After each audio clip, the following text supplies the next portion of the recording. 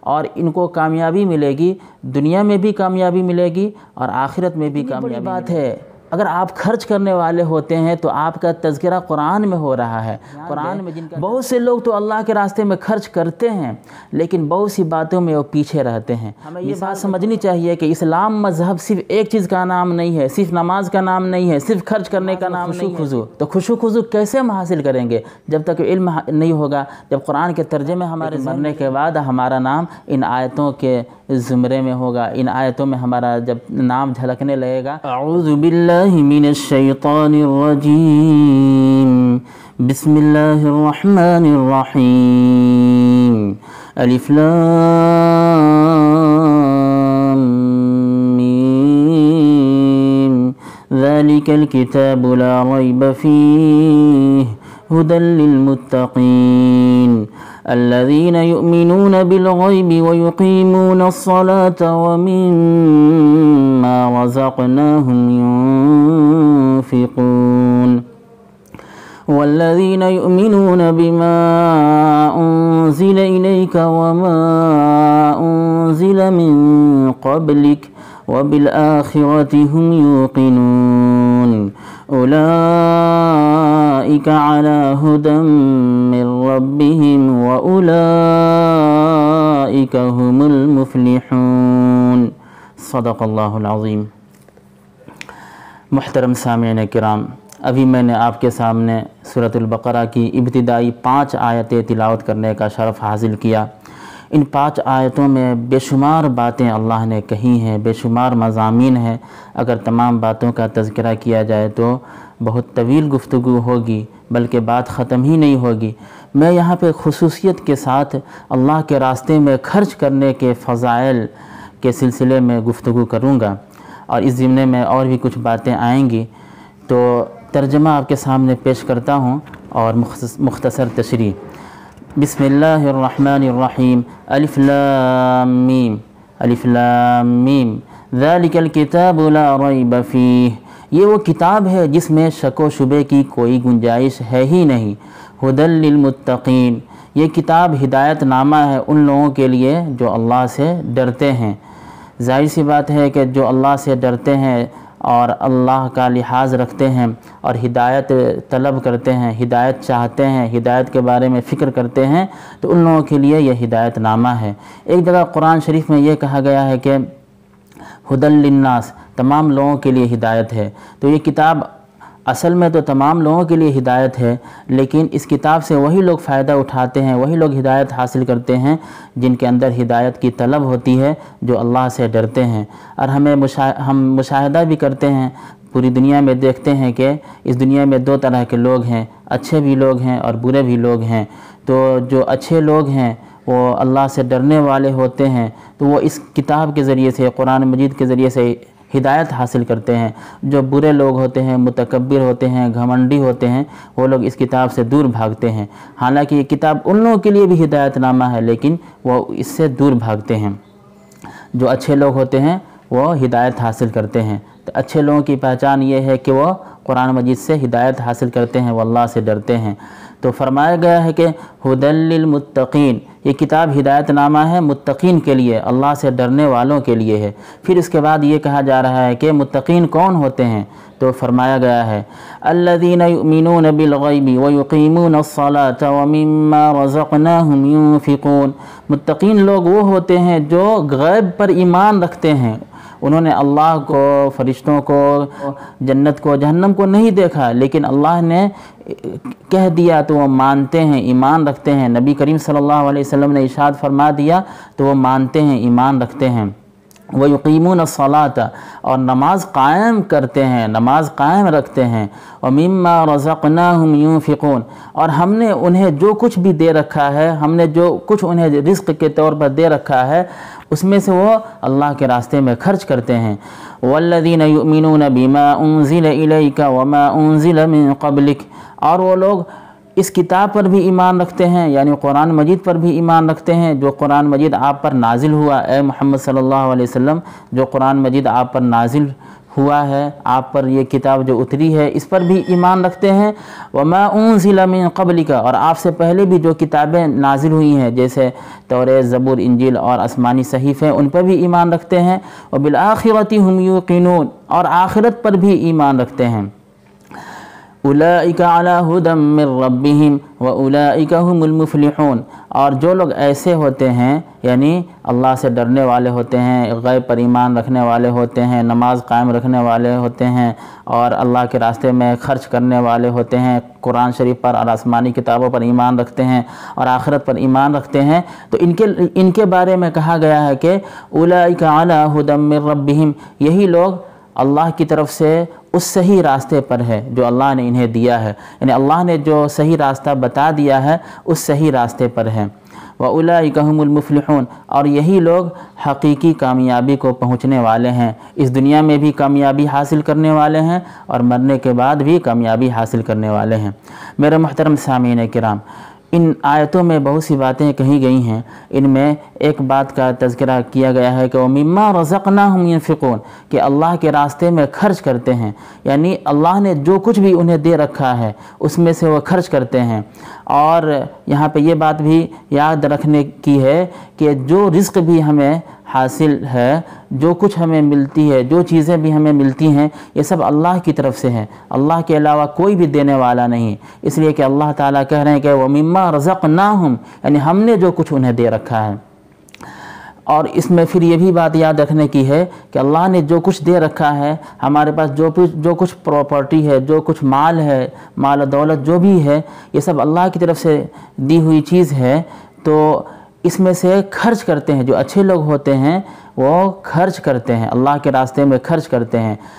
جو لوگ بھی اللہ کے راستے میں خرچ کرتے ہیں، اور اس میں بہت سی باتیں کہی گئی ہیں، تو ان لوگوں کے لیے اللہ تعالیٰ یہ کہہ رہے ہیں کہ یہ لوگ صحیح راستے پر ہیں، یعنی اللہ تبارک تعالیٰ سرٹیفکیٹ دے رہے ہیں کہ جو لوگ ان اعمال کو کرتے ہیں یہ لوگ صحیح راستے پر ہیں، اور ان کو کامیابی ملے گی، دنیا میں بھی کامیابی ملے گی اور آخرت میں بھی کامیابی ملے گی۔ اگر کوئی انسان یہ چاہتا ہے کہ ہمارا بھی تذکرہ ہو قرآن میں، کوئی انسان اگر یہ چاہتا ہے کہ ہم ڈھونڈے قرآن میں کہ ہمارا تذکرہ ہے کہ نہیں قرآن میں، تو سورۃ البقرہ کی ابتدائی آیتوں کو دیکھیں، اور ان میں جو باتیں کہی گئی ہیں ان باتوں پر اگر وہ عمل کرنے لگے تو اس کا مطلب یہ ہے کہ اس کا بھی تذکرہ قرآن کریم میں ہے۔ اگر آپ ایمان رکھتے ہیں اللہ پر تو اس کا مطلب یہ ہے کہ یؤمنون بالغیبی میں آپ بھی شامل ہو گئے،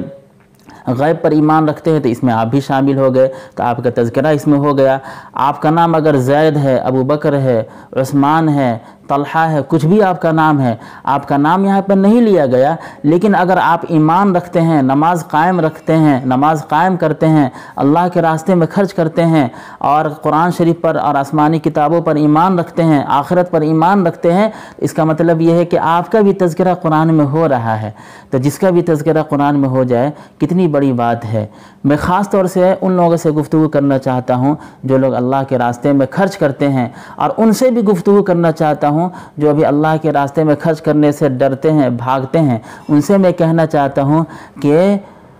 کتنی بڑی بات ہے، اگر آپ خرچ کرنے والے ہوتے ہیں تو آپ کا تذکرہ قرآن میں ہو رہا ہے، قرآن میں جن کا تذکرہ ہو رہا ہے ان میں بھی، ان کی لسٹ میں، ان کی فہرست میں آپ کا بھی نام آ جائے گا۔ قیامت کے دن یہ سب چیزیں ظاہر ہو جائیں گی۔ تو لہٰذا ہم اگر کامیابی چاہتے ہیں، سعادت چاہتے ہیں، فلاح و بہبود چاہتے ہیں، دنیا میں بھی کامیابی چاہتے ہیں اور آخرت میں بھی کامیابی چاہتے ہیں، تو ہمیں اللہ کے راستے میں خرچ کرنا ہے، اور جو بھی باتیں اس میں کہی گئی ہیں ان تمام باتوں پر، تمام آیت کے تمام ٹکڑوں پر عمل کرنے کی کوشش کرنی ہے، بلکہ عمل کرنا ہے، ایکٹیو رہنا ہے، چاق و چوبند رہنا ہے، نشاط کے ساتھ رہنا ہے، سستی سے دور بھاگنا ہے۔ یہاں پہ ایک میں خاص بات کہنا چاہتا ہوں ان لوگوں کے لیے جو اللہ کے راستے میں خرچ کرتے ہیں کہ وہ دھیان دیں۔ بہت سے لوگ تو اللہ کے راستے میں خرچ کرتے ہیں لیکن بہت سی باتوں میں وہ پیچھے رہتے ہیں۔ مثال کے طور پر نماز میں وہ کوتاہی کرتے ہیں۔ یہاں پہ یہ کہا جا رہا ہے کہ اچھے لوگوں کی پہچان وہ ہوتی ہے، یعنی کامیاب لوگوں کی پہچان وہ ہوتی ہے کہ وہ اللہ کے راستے میں بھی خرچ کرتے ہیں اور نماز بھی قائم کرتے ہیں، ایمان بھی مضبوط رکھتے ہیں۔ نماز قائم کرنے کا مطلب کیا ہے؟ نماز قائم کرنے کا مطلب یہ ہے کہ رکوع بھی اچھی طرح کرتے ہیں، سجدے بھی اچھی طرح کرتے ہیں، خشوع کے ساتھ پڑھتے ہیں نماز، خضوع کے ساتھ نماز پڑھتے ہیں، اوقات کی پابندی کرتے ہیں، وضو بھی اچھی طرح کرتے ہیں، پورے دھیان کے ساتھ نماز پڑھتے ہیں، تب کہا جاتا ہے کہ نماز کو قائم کرنے والے ہیں۔ ہمارے بہت سے بھائی ایسے ہیں جو نماز تو پڑھتے ہیں لیکن دھیان سے نہیں پڑھتے ہیں، لہٰذا یہ کہا جاتا ہے کہ وہ اچھی طرح نماز قائم کرنے والے نہیں ہیں، بلکہ ہمیں اچھی طرح نماز قائم کرنا ہے۔ نماز قائم کرنے کا مطلب یہ ہے کہ اس طرح ہمیں کہنا ہے۔ حضرت ابن عباس رضی اللہ تعالی عنہما کا جو ارشاد ہے اس میں یہی بات کہی گئی ہے۔ قتادہ رحمۃ اللہ علیہ تفسیر کی کتابوں میں جب ہم پڑھتے ہیں تو ان کی باتوں کا خلاصہ یہی ہے جو میں نے ابھی بتائی ہے کہ دھیان اچھی طرح نماز میں، اچھی طرح دھیان، اچھی طرح رکوع، اچھی طرح سجدے، اچھی طرح وضو کرنا ہے اور پورے خشوع خضوع کے ساتھ اوقات کی پابندی کے ساتھ نماز پڑھنا ہے، تب ہم اس آیت کے اندر شامل ہوں گے کہ وہ یقیمون الصلاۃ اور نماز قائم کرنے والے ہیں۔ تو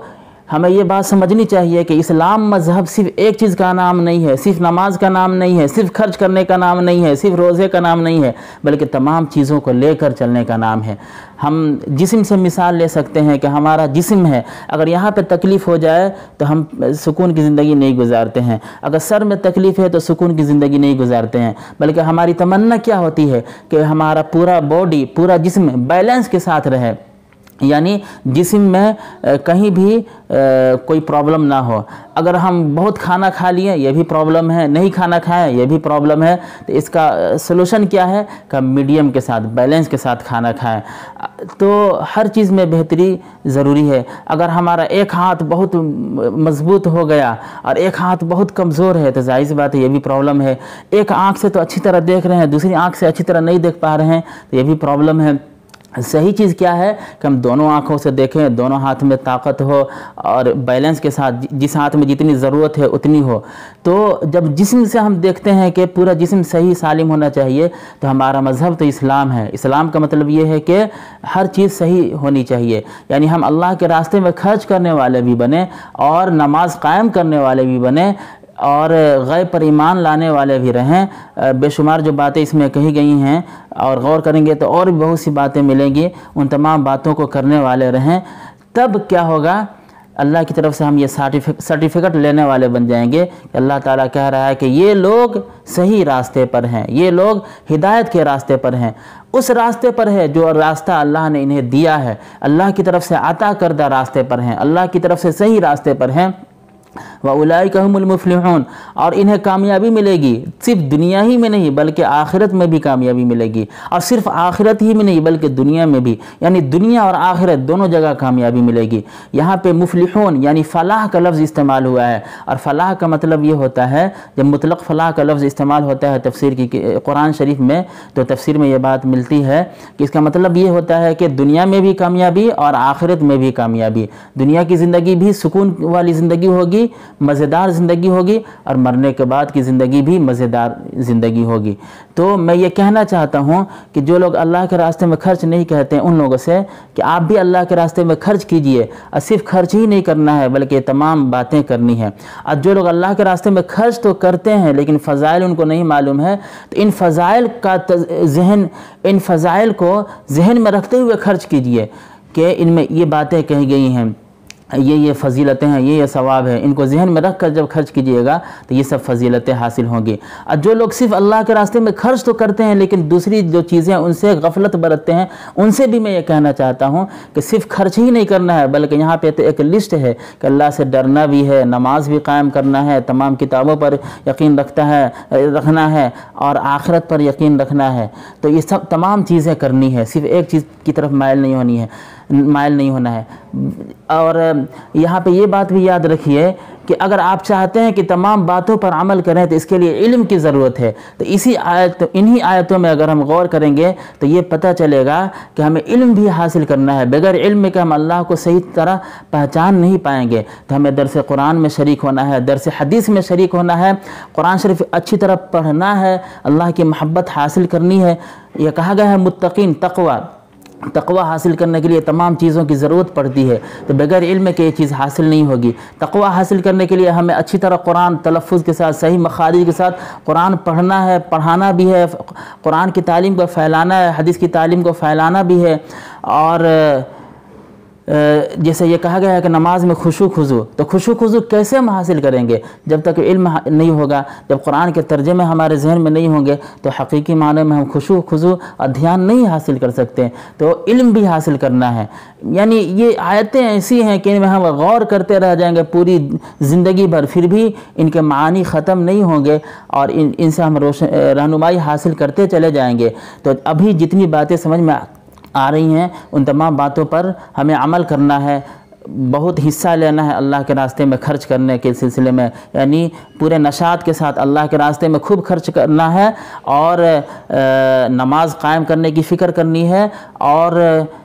کیا کہتے ہیں دھیان کے ساتھ نماز پڑھنی ہے، اور اس کے لیے علم کی ضرورت ہے تو علم بھی حاصل کرنی ہے، یعنی ہم کمر بستہ ہو جائیں اور پورے تیار ہو جائیں کہ ہم اللہ کے راستے میں اچھی طرح چلنے والے بنیں۔ جس چیز کی بھی ضرورت ہوگی، جس چیز کا بھی تقاضا ہوگا، کبھی علم حاصل کرنے کا تقاضا ہوگا، کبھی نفل پڑھنے کا تقاضا ہوگا، کبھی تہجد پڑھنے کا تقاضا ہوگا، کبھی غریبوں کو اٹھانے کا تقاضا ہوگا، وغیرہ وغیرہ، ایک مومن بندہ اور ایک سچا مسلمان سب سمجھ سکتا ہے کہ کب کس چیز کی ضرورت ہے۔ علماء سے جب تعلق رکھیں گے، قرآن سے، حدیث سے، تفسیر سے، حدیث کی کتابوں سے، اس کی تشریحات سے جب ہم تعلق رکھیں گے تو تمام باتیں سامنے آتی جائیں گی، اور ان آیتوں پر عمل کرنا آسان ہوگا۔ جب ان آیتوں پر عمل کرنا آسان ہوگا، عمل کرنے لگیں گے تو ہمارا تذکرہ قرآن شریف کے شروع ہی میں ملنے لگے گا۔ یہاں پہ ہمیں سمجھ میں نہیں آئے گا، لیکن مرنے کے بعد ہمارا نام ان آیتوں کے زمرے میں ہوگا۔ ان آیتوں میں ہمارا جب نام جھلکنے لگے گا تب ہمیں کتنی بڑی خوشی ملے گی۔ اللہ تبارک تعالی ہم سب کو قرآن شریف پر عمل کرنے کی توفیق عطا فرمائے، سمجھنے کی توفیق عطا فرمائے، پھیلانے کی توفیق عطا فرمائے، احادیث نبویہ، سیرت رسول صلی اللہ علیہ وسلم کو پڑھنے، سمجھنے اور عمل کرنے کی توفیق عطا فرمائے۔ وآخر دعوانا ان الحمد للہ رب العالمین۔